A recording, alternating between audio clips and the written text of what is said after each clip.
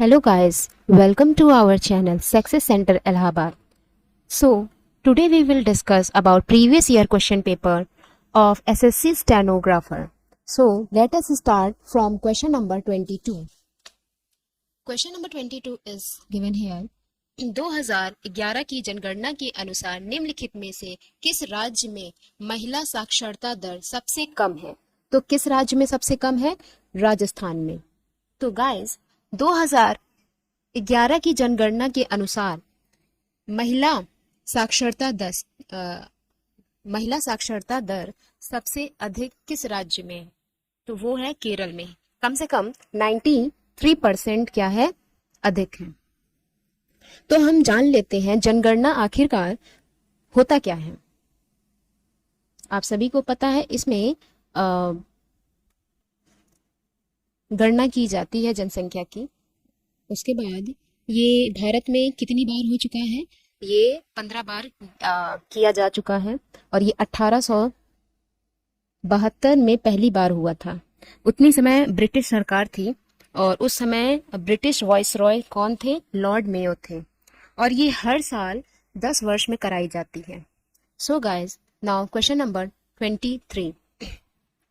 बुद्ध चरित बुद्ध की अध्योपांत जीवनी है जो डैश द्वारा लिखी गई थी. तो किसके द्वारा लिखी गई थी? अश्व घोष द्वारा. तो हम थोड़ा सा जान लेते हैं. ये जो बुद्ध चरित है ना, ये इसमें गौतम बुद्ध के जीवनी के बारे में दिया गया है और मतलब इनके जीवन चरित्र के बारे में वर्णन है. और ये जो बुद्ध चरित है ना, ये संस्कृत का महाकाव्य है. Now next question number 24. निम्नलिखित में से किसे कुचिपुड़ी के लिए संगीत नाटक अकादमी पुरस्कार 2017 से सम्मानित किया गया था? तो किसे 2017 में सम्मानित किया गया था? दीपिका रेड्डी से. तो हम जान लेते हैं कुचिपुड़ी आखिर किस राज्य का क्लासिकल डांस है. तो ये आंध्र प्रदेश का क्लासिकल डांस है. और ये जो दीपिका रेड्डी है, ये किस राज्य से बिलोंग करती हैं? हैदराबाद, तेलंगाना से. Now next question number 25. Castling dash के खेल से संबंधित है. तो किस खेल से संबंधित है? शतरंज से. ठीक है, ऑप्शन नंबर 3 इज राइट. तो कैसलिंग शतरंज, आखिर कैसलिंग होता क्या है?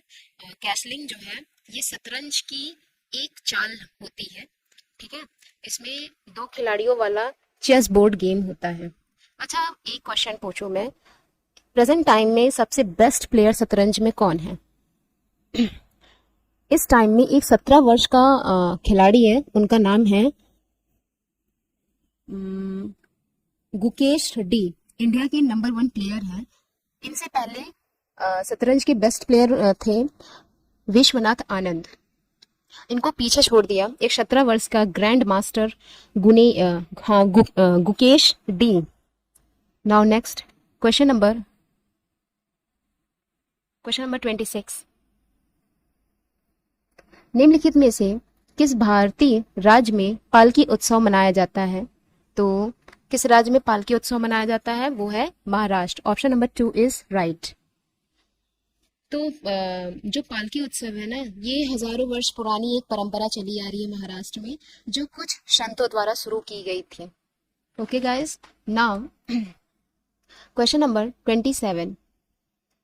10 अप्रैल 2022 तक की स्थिति के अनुसार निम्नलिखित में से कौन मंत्रिपरिषद में आयु के मामले में सबसे वरिष्ठ मंत्री हैं? तो कौन है सबसे वरिष्ठ मंत्री? सोम प्रकाश. तो जो सोम प्रकाश है, इनका उम्र आई थिंक 70 प्लस हो रहा है.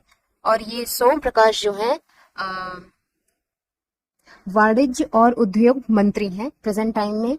और एक क्वेश्चन और है, ये तो सबसे अधिक उम्र वाले हैं. अगर आपसे एक क्वेश्चन में पूछ लिया जाए कि सबसे युवा मंत्री कौन है, तो युवा मंत्री हैं निषिद्ध, जो कि केंद्रीय खेल और गृह मंत्री हैं. इनकी उम्र हो रही है 36 वर्ष. Now next question number 28. Bharat ने अपनी आर्द्र भूमियों को कितनी श्रेणियों में वर्गीकृत किया है? तो गाइस क्या होगा? Option number one is right, 8 श्रेणियों में वर्गीकृत किया गया है।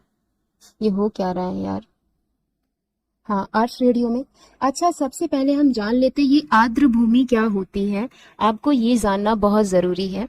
इसको इंग्लिश में हम लोग वेटलैंड भी बोलते हैं। ठीक है गाइस, तो ये क्या होता है वेटलैंड या फिर आर्द्र भूमि? ये ऐसी भूमि होती है जो पानी से सराबोर हो।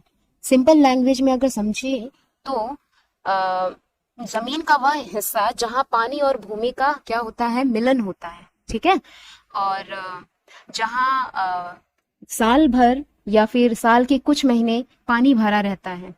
ठीक, तो गाइस इससे रिलेटेड मतलब जो आर्द्र भूमि है, ये विश्व आर्द्र भूमि हर साल 2 फरवरी को सेलिब्रेट किया जाता है। ठीक है, 2 फरवरी को। अच्छा, इसी दिन 1971 में रामसर ईरान के कैप्शियन सागर तट पर कॉन्वेंशन हुआ था। ठीक है, जो इसी का आयोजन किया गया था। अच्छा, हमारे देश में कितना प्रतिशत आर्द्र भूमि है? तो 4.63% क्या है, भूभाग है। ठीक, क्वेश्चन नंबर 29। खाद्य श्रृंखला के संदर्भ में असत्य कथन का चयन कीजिए। असत्य कथन हम लोग को चयन करना है, तो वो क्या होगा? केवल खाद्य श्रृंखला के उत्पादन ही पोषित स्तर बनाते हैं, तो ये असत्य है। और बाकी सारे नीचे क्या है, सत्य है। तो गाइस हम समझ लेते हैं खाद्य श्रृंखला आखिर होता है क्या। तो समझते हैं कि पारिस्थितिक तंत्र में एक जीव से दूसरे जीव में भोज्य पदार्थों का हस्तांतरण या ऊर्जा का स्थानांतरण ही खाद्य श्रृंखला कहलाती है। ठीक, इसमें ऊर्जा का प्रवाह एक दिशा में होता है। जैसे अगर घास है तो घास को कौन खाएगा? मान लीजिए कैटरपिलर खाए, कैटरपिलर को स्पैरो खाए तो स्पैरो को हॉक खाया। तो ऐसे इसी तरीके से ये प्रोसेस चलता रहता है। So guys, now next question number 13। निम्नलिखित में से कौन सा त्योहार दीपावली के 5वें और आखिरी दिन मनाया जाता है? ये तो सभी को पता होगा। ऑप्शन नंबर 4 भाई Dooj. Now next question number 31। निम्नलिखित में से कौन सा एक वाणिज्य बैंक का कार्य नहीं है? तो वाणिज्य बैंक का कार्य नहीं है, वो क्या है? ऑप्शन नंबर 3 पैसे की आपूर्ति। अच्छा, ये बताइए वाणिज्य बैंक होता है क्या? वाणिज्य बैंक को हम लोग कई नामों से जानते हैं। एक वाणिज्य बैंक को कमर्शियल बैंक भी बोला जाता है, व्यावसायिक बैंक, व्यापारिक बैंक भी कहते हैं। तो ये जो वाणिज्य बैंक है, ये ऐसे बैंक होते हैं धन जमा करने, व्यवसाय के लिए ऋण देने जैसी क्या होती है, सेवाएं प्रदान की जाती है। ठीक है, इनके कार्य बहुत सारे होते हैं, लेकिन इनके कार्य को मुख्यतः हम दो श्रेणियों में बांट रहे हैं। एक होता है प्राइमरी और एक होता है सेकेंडरी। ठीक, प्राइमरी में क्या होता है, सिंपल सी बात, इसमें जैसे विभिन्न प्रकार जैसे धन जमा करते हैं, हाँ जमा स्वीकार करते हैं, जैसे बचत खाता, चालू खाता, ये सारी चीजें होती हैं। जमा राशि ग्राहक उनकी मांग के अनुसार कुछ समय बाद क्या कर देते हैं, वापस कर दी जाती है। फिर यह बैंक और क्या करती है, विभिन्न प्रकार के ऋण प्रदान करती है। ठीक है, बहुत सारी क्या देती है, ऋण वापस करती है, और ऋण प्रदान करती है।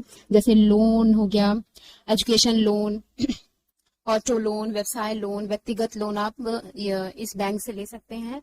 और क्या करती है, बहुत सारे एडवांस के रूप में देती है, जैसे ओवरड्राफ्ट की सुविधा, नगद ऋण, बिल छूट, ये प्राइमरी में आते हैं। और सेकेंडरी में क्या होता है, सेकेंडरी में जैसे हो गया एजेंसी फंक्शंस होती है, और एक होता है एजेंसी फंक्शंस में जैसे पोर्टफोलियोज हो गया, और धन का स्थानांतरण हो गया, भुगतान हो गया, धन संग्रह आदि, ये सारे एजेंसी फंक्शंस में आ गया। ठीक है, तो ये एजेंसी फंक्शंस में आ गया। ठीक, और दूसरा हो गया यूटिलिटी फंक्शन। यूटिलिटी फंक्शन जैसे सुरक्षित जमा, तिजोरी या फिर लॉकर प्रदान करना। दूसरा हो गया विदेशी मुद्रा में डील करना। फिर समाज कल्याण कार्यक्रम आदि, ये सारी चीज इसमें आ गए हैं सेकेंडरी में। सो गाइज, इसमें सारा ऑप्शन, सारे कार्य सही होते हैं, सिर्फ पैसे की आपूर्ति ये क्या है, इनका कार्य नहीं होता है। नाउ ऑप्शन क्वेश्चन नंबर 32 क्या है? क्वेश्चन नंबर 32 हिस्ट्री से रिलेटेड है गाइस। तो निम्नलिखित में से कौन सी पुस्तक मेगास्थनीज द्वारा लिखी गई थी? तो किसके द्वारा लिखी गई है मेगास्थनीज? इंडिगा, सॉरी, हाँ, इंडिगा, ऑप्शन नंबर 2 इज राइट। तो मेगास्थनीज द्वारा इंडिगा पुस्तक लिखी गई है, ठीक है, लिखी गई थी। मेगास्थनीज एक थे कौन? मेगास्थनीज एक यूनानी क्या थे? इतिहासकार थे। और यह चंद्रगुप्त मौर्य के दरबार में कौन थे वो? सेल्यूकस निकेटर प्रथम के राजदूत थे, ठीक है। और यह लगभग 302 ईसा पूर्व से लेकर 228 ईसा पूर्व के बीच भारत का दौरा किया था, ठीक है। Now next question number 33। Bharat की जनसंख्या वृद्धि की स्तंभ प्रवस्था की अवधि के रूप में किस अवधि को जाना जाता है? तो गाइस क्या होगा? ऑप्शन नंबर 2 901 से और 1901 to 1921। Sorry guys for speaking. तो हम जान लेते हैं क्या होता है ये। 1901 और 1921 स्थिर चरण की अवधि के रूप में जाना जाता है, ठीक है। इस समय क्या हुआ था? अवधि के दौरान विकास अविश्वसनीय रूप में धीमा था, ठीक है। 1911 और 1921 के बीच नकारात्मक वृद्धि दर दर्ज की गई थी, ठीक है। सो गाइस आज के लिए इतना ही। अगर आप लोग को अच्छा लगा वीडियो तो प्लीज लाइक करें, सब्सक्राइब करें और कमेंट करना ना भूलें। तो चलते हैं और मिलते हैं नेक्स्ट वीडियोस में। Bye bye, take care, tata, see you next video.